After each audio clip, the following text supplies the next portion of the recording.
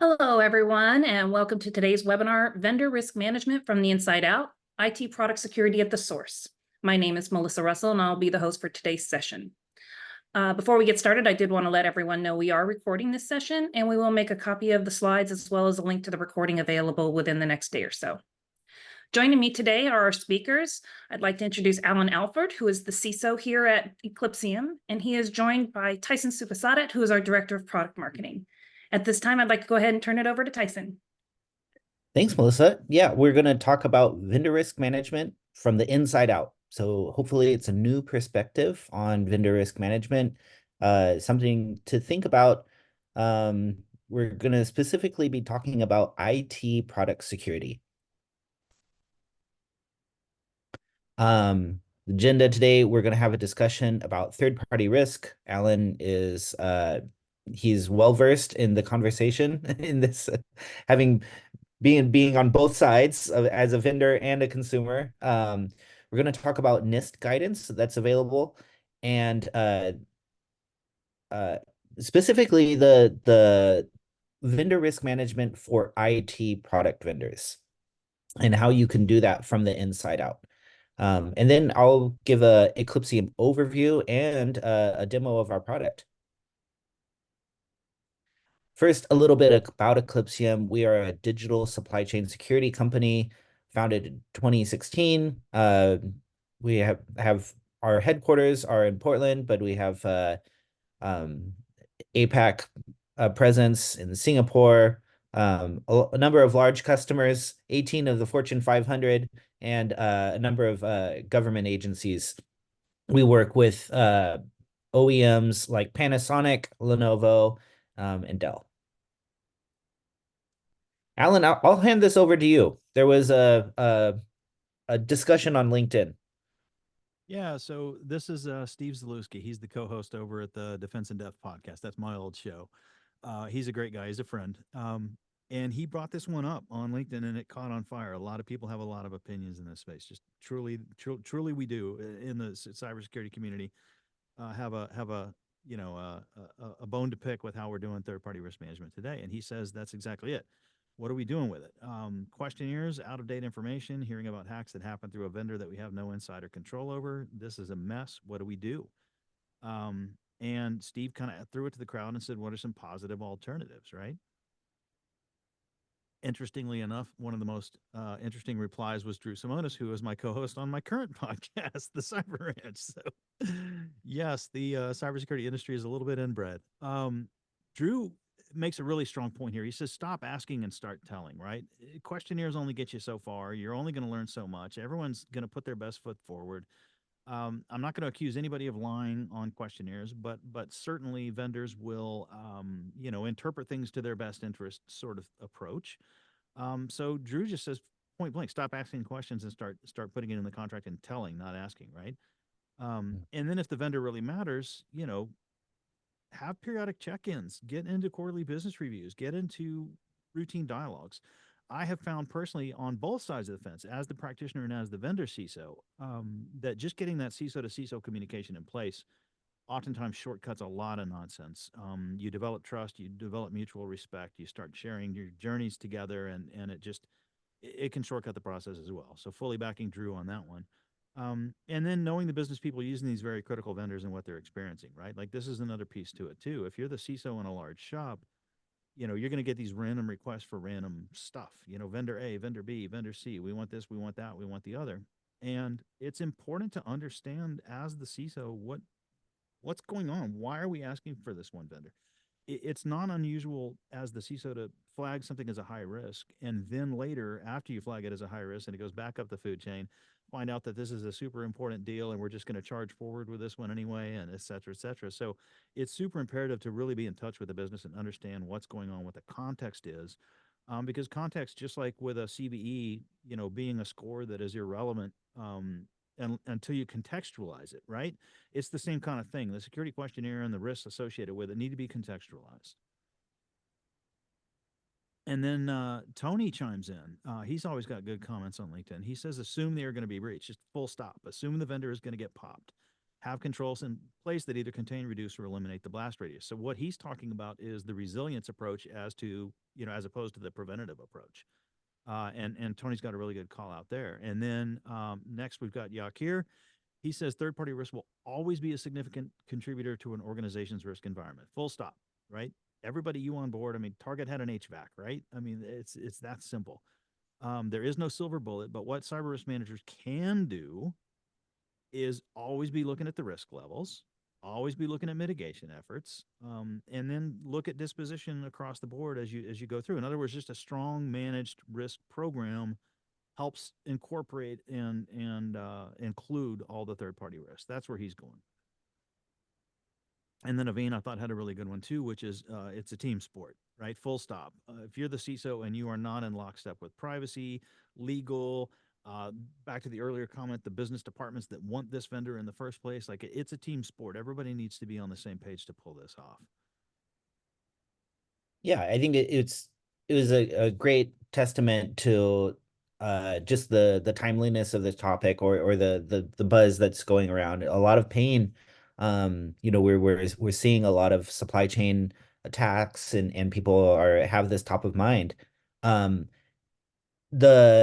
Eclipsium, we're a digital supply chain security company. We are experts, but NIST is kind of like the place to go if you want to really dig into the best practices and the different technical controls that are available. So I would point people to the latest version of the cybersecurity framework, and then NIST 800-161, which is cybersecurity supply chain risk management practices.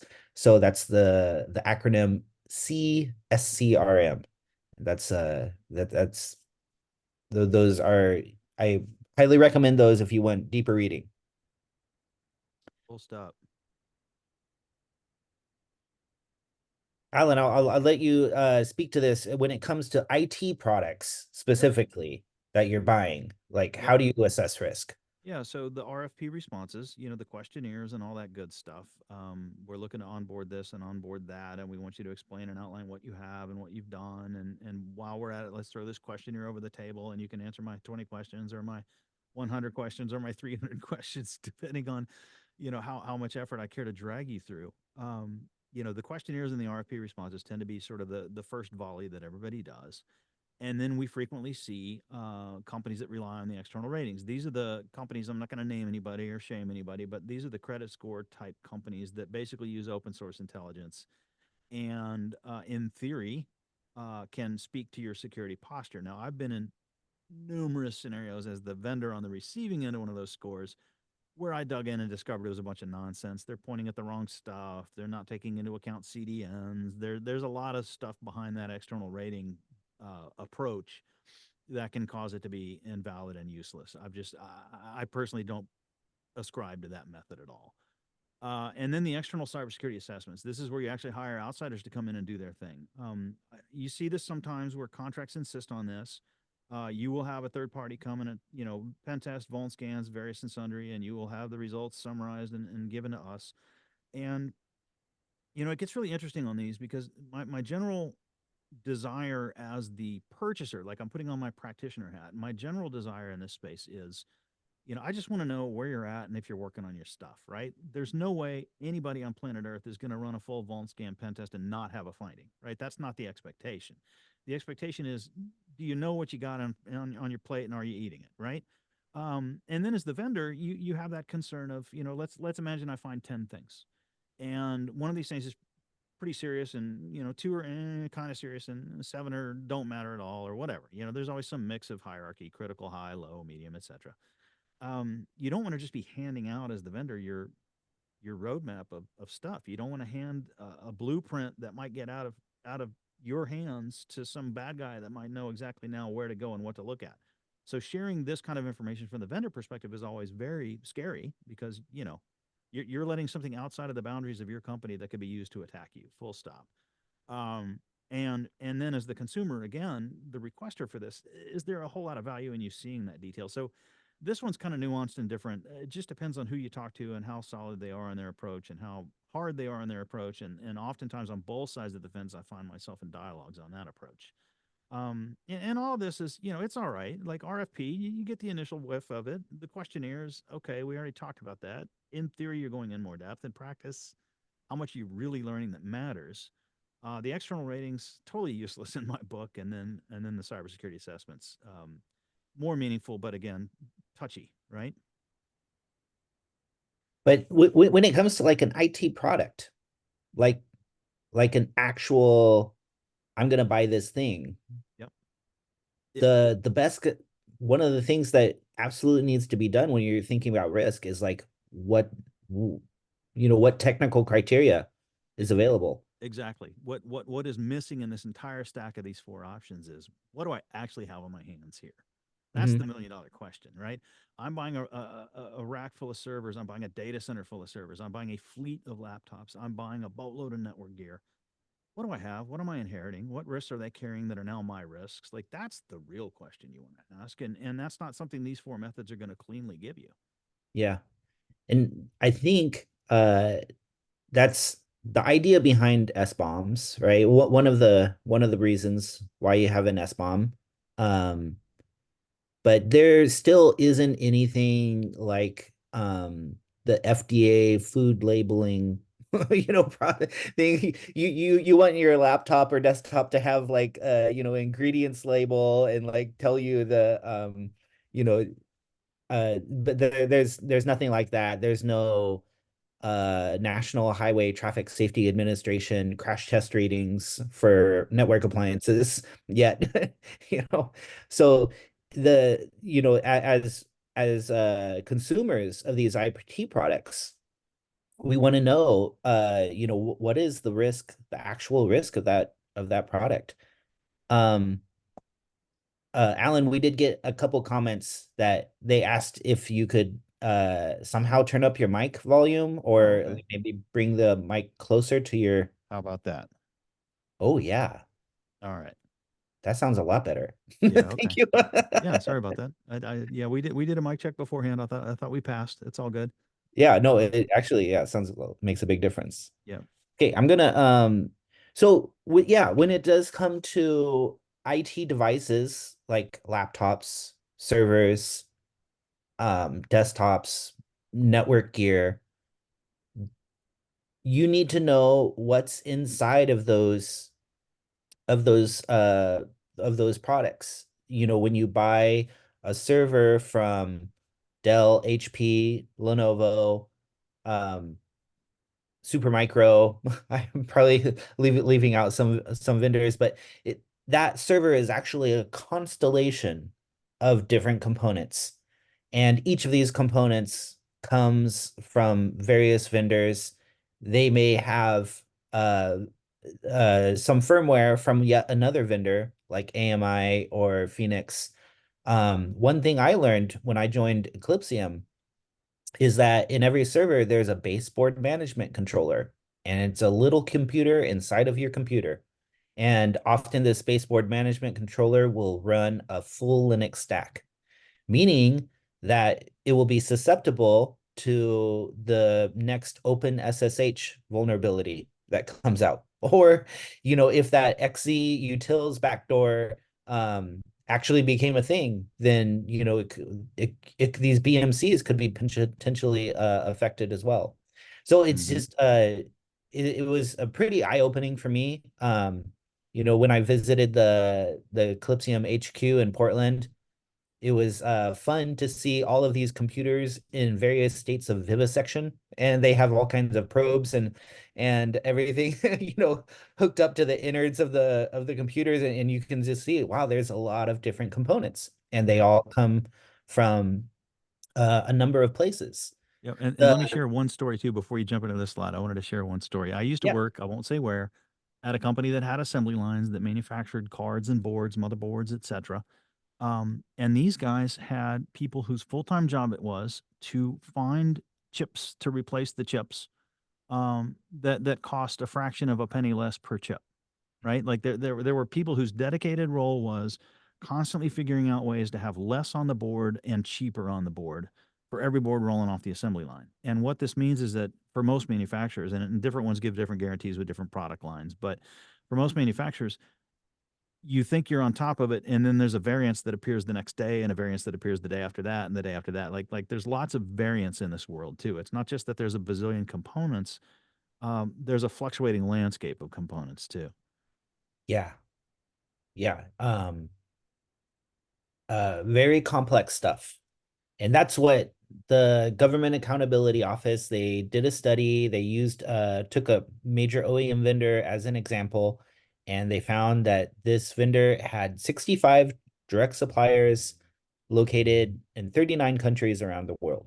And then they went one step lower and they found at least 200 subordinate suppliers across, and those subordinate suppliers, now you're talking about 300 factories.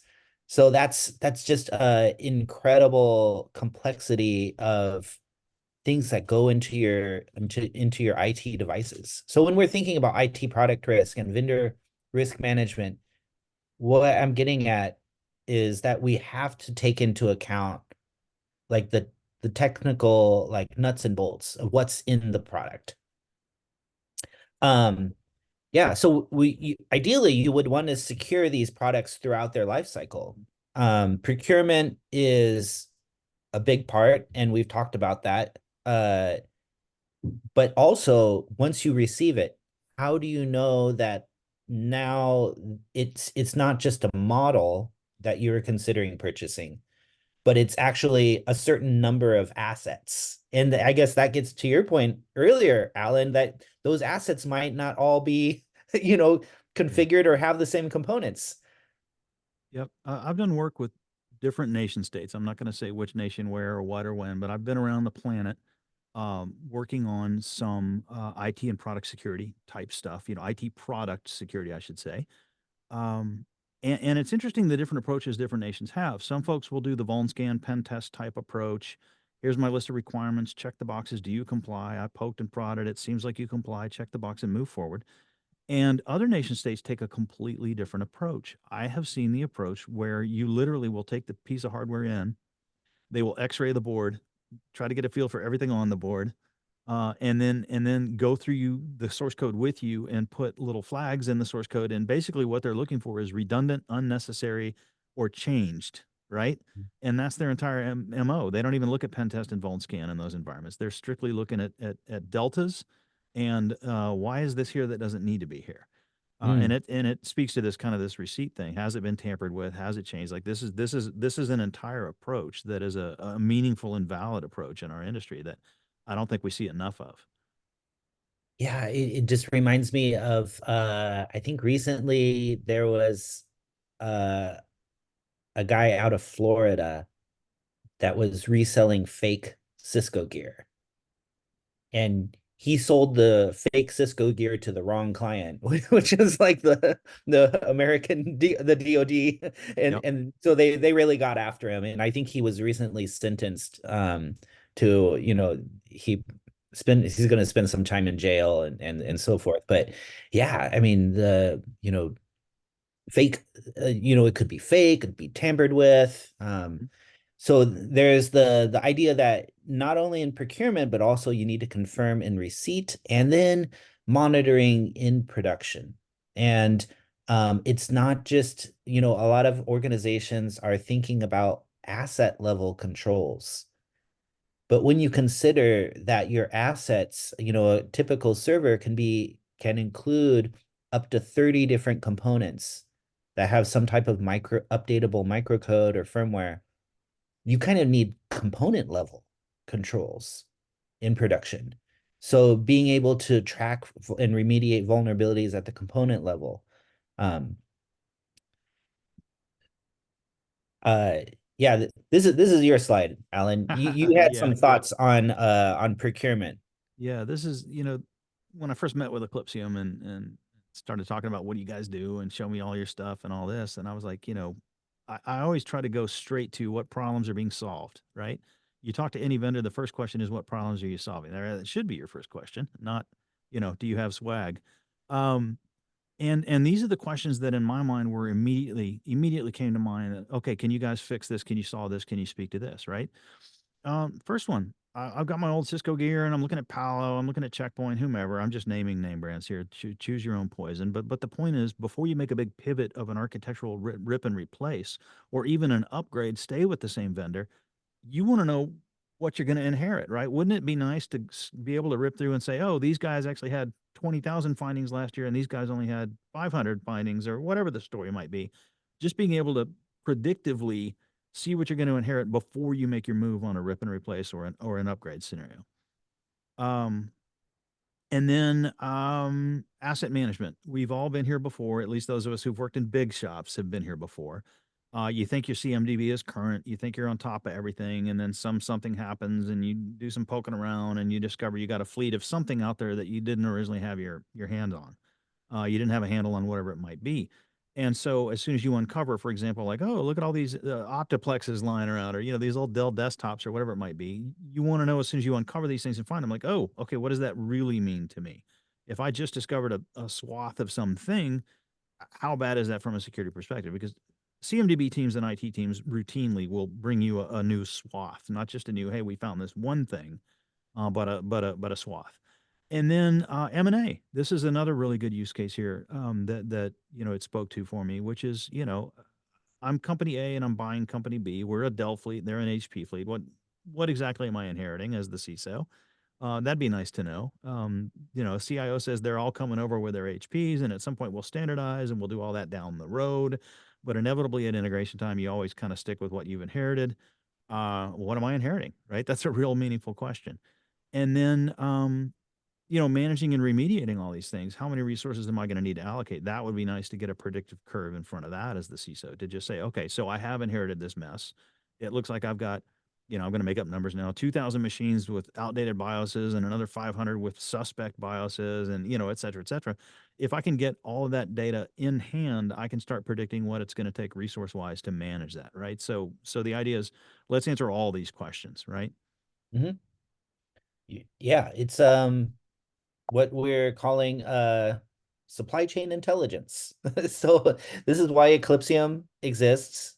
The supply chain for our IT products is incredibly complex. Attackers know this. We've seen with XeUtils, they have an interest and they're willing to spend years to insert a backdoor into a widely used component. They're and so Eclipsium, what we can do, we have a reputation database of 12 million components, and it's growing. But we've scanned the known good state for 12 million components. So what that allows us to do is give you a risk score of not just an external view, but from the inside out of that IT product. And then our flagship offering is our supply chain security platform, which is going to monitor at the component level the security of all of your assets in production. And what we focus on are what we call IT infrastructure assets. So client PCs, servers, network devices, and then also virtualization and Gen AI infrastructure as well. We allow you to be able to inventory and know at the component level what components you have, and then being able to harden those components inside of your assets by identifying vulnerabilities. In some cases, we can help with automatic firmware updates, so we can help you to remediate, and then detect and respond. And not only detecting backdoors and implants, but also just responding to a supply chain incident. Say, for example, and I'll show you this in the demo, if a TPM chip from a particular vendor is identified as having a bug, or then you will easily be able to answer the question, what's the impact for my environment. Earlier this year, I'm just using this as an example, not to pick on Lenovo at all, but just to use as an example that organizations need a trust but verify mechanism for their IT products. We were at a customer site and we discovered some Lenovo ThinkSystem machines had the Intel ME firmware set left in manufacturing mode, which is supposed to be turned off, but when it's left on, it is signifies a significant vulnerability. So we worked with Lenovo. They issued the security advisory and to help customers be aware. Now, there were some mitigating factors in this that would have made it harder to exploit. But the point being is that you need a trust but verify mechanism, a third-party assurance in your environment to catch these types of things. Before I go into the demo, I do want to let people know that we are going to be at Black Hat. If you are going to be at Black Hat, we would love to see you at Strip Steak on Thursday. We're going to have a happy hour together with our partners at NetRise. And then one of our security researchers, Vlad, is going to be presenting on vulnerabilities that he's found in the F5 Big IP Next operating system. And he's going to be talking more in general about just network appliances and the risks that are facing those. Quick ad here. I won't be at Blackout, unfortunately, this year. But do catch Vlad's talk. Do go by Strip Steak too. But Vlad is one of those we've all met, hopefully we've all met in our cybersecurity careers, one of those researchers who scares you a little. Vlad's that guy. He is really, really good at what he does. Yeah. Yep. Yes. That's okay. Are you seeing the guide? Okay, great. So this is the supply chain intelligence guide is basically a front end to that reputation database that Eclipsium has amassed. And so what you can do here is I can click on client PCs. And now I'm only looking at one product type. And we currently have 4 vendors covered, and that's across nearly 4,000 products. So say I want to look just at the PCs from HP. Now I'm looking at, 1,100 models. And while I've been clicking up above, this table has been updating here. And so I can search further. Say I'm looking at a EliteBook 1040 laptop, and it's going to filter down. And there's 3 possible configurations or models for this EliteBook 1040. And then what it's doing is it's providing a risk score based on not external assessments, but actually like the vulnerabilities that you see in the different components. So I can look at the different UEFI options that are available, the different CPU options, the different NIC cards that could come on this machine, the different storage cards, and so forth. And then you can click into any of these particular components, and you can do a where used search. So you can see which other products could potentially use this component. And all of this is supply chain intelligence. So for this particular SSD drive, I can see the different, oh, it's only HP. So I can see the different products that it could possibly be used in. Now I'm switching over to our flagship platform. And this is different. This is monitoring your assets in production. So after you've made a decision to purchase, now you want to confirm at receipt that what you received is authentic and hasn't been tampered with. And then you want to monitor it in production and respond to any supply chain incidents. So just from the dashboard here, I can click on clients, and I'm drilling in on the 181 clients that we have, and then the ones from Dell. We have 65 devices. And I just want to look at this 5480 model. I have 8 of them in my demo environment. And then you can see as I've been clicking through the risk donut charts on the bottom have been updated. And I just want to look at the 5 Dell 5480 machines that have threats detected. And then it's going to take me to my asset list, filtered down to the things that I clicked on the dashboard. Say I'm going to look at this first device here, this one of these Dell 5480s, and I can see that we have the ability to set a baseline for all of the firmware on this machine, so you can know when something has changed. We can see it has a lot of really critical vulnerabilities. This machine is in sorry state. And the reason is because it's using firmware that's some 30 versions behind. So luckily, Eclipsium helps out with automatic firmware updates. Those are enabled on this machine, so you can schedule a firmware update for this machine. And then going further, I can see the different components that this machine has. I can see there's the threat in the UEFI and BIOS. But before I get to that, we had talked about SBOMs and the need for that type of FDA food labeling thing. We're getting closer. We're getting closer here. And then you can see the state of the security configurations. These platform security mechanisms are great if they are enabled.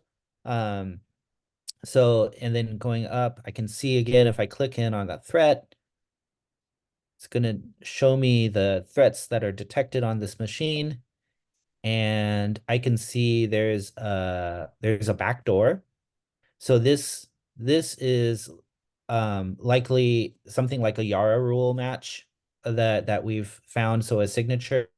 But then we also do behavioral stuff. So we saw there's some malicious behavior or suspect behavior. There's an unexpected section with an empty name. So we do both, like the signatures and also looking at the behavior.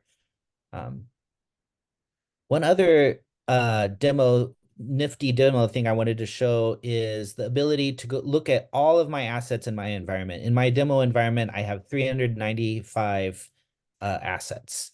And I can go down here and I can filter by the types of components that they have.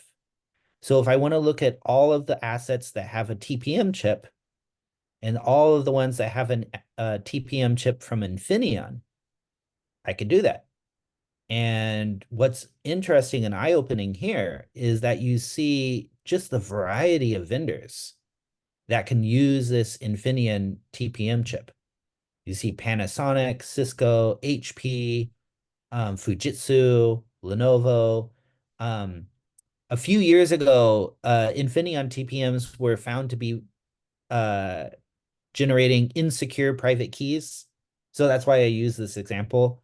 But it could be like a certain HP SSD model or another SSD model. Sometimes they have those weird errors, like after 30,000 reads, they become inoperable. So you can the point being that you can quickly see what your exposure is and what assess the risk in your environment. Alan, was there anything, as I was going through the demo that you wanted to comment on, or anything that you particularly like about the Eclipsium product? I think you covered the bits that matter to me. The idea that I can drill down by vendor, that I can drill down by type of component, that I can drill down by vendor of type of component, see what my whole fleet is, see what's going on, see what BIOSes need updating. I always tell people, my home network, right? I'm a nerd. I've got a few machines. Okay, a few more than a few machines. Okay, a lot of machines. And you know, I install the latest and greatest. I talk to vendors all the time, and I'm always loading new EDR and all kinds of stuff on my machines. And I had what I consider to be a really robust and full stack. As soon as I signed on with Eclipsium, said, "Gimme, gimme, I'm going to load it up at home," and I did. And Eclipsium started finding things all over my network that nobody else found because nobody's looking below a certain level, really. You know, it's like it stops at the OS and doesn't go deeper. And I had a BIOS that was, to Tyson's point, like 30 versions back. I had another one that was this was the really scary one. It wasn't from the manufacturer, or at least, you know, But like if it was something was off, right? yeah, Like I was expecting, you know, version A or B, and I had like A2 or something freaky. And I had to do a lot of digging, and come to find out on that one, I was safe. It wasn't actually that a bad guy inserted one, but what had happened was Eclipsium spotted it and I didn't know it. I had downloaded the wrong language version of the BIOS and hadn't even gone in and checked it after installed it in there. And so they were expecting A and they got A2 kind of thing. Eclipsium spotted that, and it was a nightmare to get that one fixed, but I did. So yeah, it's super cool what it finds. that's a cool, yeah, great anecdote and personal experience. There was one question about nation states that Yeah, you yeah, I tagged. wanted to answer that one for sure because you know, I'm the one who brought up working on behalf of different nation states, right? And the idea is, yeah, I was an American vendor with an American product selling to both American departments of defense and also other nations, friendly nations. Um, and everybody had a different approach and a different thing. Now, it was interesting, you know, when you sell to another NATO nation state as an American, you're not just free under the umbrella like, "Oh, you're good guys, come on, sell your product to me." They want to scrutinize simply because you are American, right? And this is kind of the behavior that they all seem to exhibit to each other. We'll be suspicious of a whatever product from whatever country, even though they're allies, kind of thing. Like our own DoD will put it through extra scrutiny. Those sorts of things. And I think that's normal. I think, regardless of who the vendor is, as a private sector entity, they're still affiliated with nation A or nation B, and you see this kind of behavior. The challenge is the holding each other accountable at the nation state level. This is where it gets really tricky. Tyson told the story about the bootleg Cisco cards, right? That has happened before. I remember 20 years ago, there was a case of bootleg cards from various and sundry network gear. I think it was a different vendor that time, but you get the idea. Bootleg cards exist, they get made. And as with most things in the world, they are made in China, right? So you have to ask yourself, was this bootleg card made in China simply because someone's trying to make a buck and it's the usual bootlegging, like it's no different than a bootleg Louis Vuitton purse? Or was it because it was nefarious and the actual nation state of source of manufacturer was involved? And these are the kinds of questions that get really tricky. Attribution is often difficult to do. I mean, this is, you know, it's just like very often, you know, we say it was this APT. But we don't always know. Sometimes you just know it came out of Russia, but then again, that could have been a reroute that came out of China. That could have been a reroute that came out of North Korea, you know, et cetera, et cetera. So attribution is not always easily done, but it almost doesn't matter as long as you're spotting the bad thing and eradicating the bad thing before the bad thing affects you. I wish we lived in a world where we could attribute every time, but we can't. So we just do the best we can with the tools we have, and this is one of the tools that lets us do the best we can. Yeah. I can answer Robert's question about he's asked what's the mitigation for an infected device that responds to a query in a way that is identical to known good firmware device. Um, uh, in this case, Eclipsium is not just taking the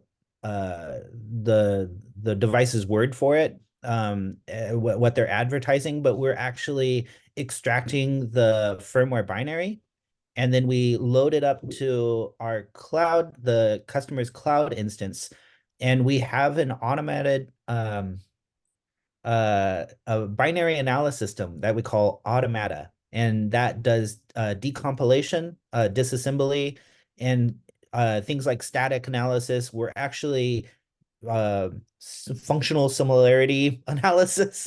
So we're actually taking it apart and doing the things that a threat researcher would do or a security researcher would do when they have a firmware binary. So we're not just taking the device's word for it because it could be spoofing or saying it is something that it's not. So Yeah, this is how my freaky BIOS on the home network was found, by the way. That's exactly the piece of the tool that jumped in and spotted that one. Cool. Sample in your lab. Yeah, so I have the ability here.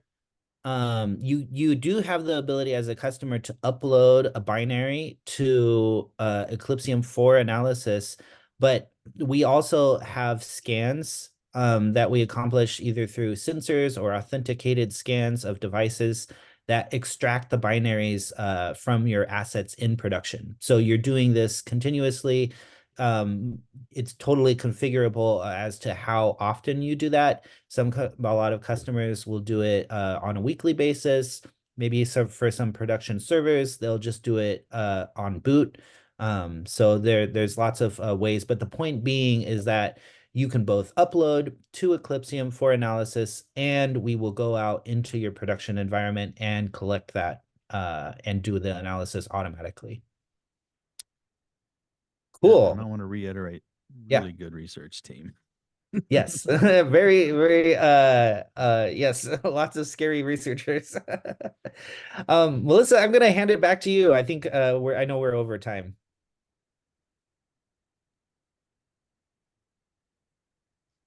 Great, and thanks everybody for joining us today. I want to thank Alan and Tyson again for all the great work here, and we hope to see you on our next webinar. The next webinar will be on August 27th, and it actually will be the presentation that Vlad is going to be presenting at Black Hat. So hope to see you on the next webinar. Catch Thanks, that one. everybody. Thank you.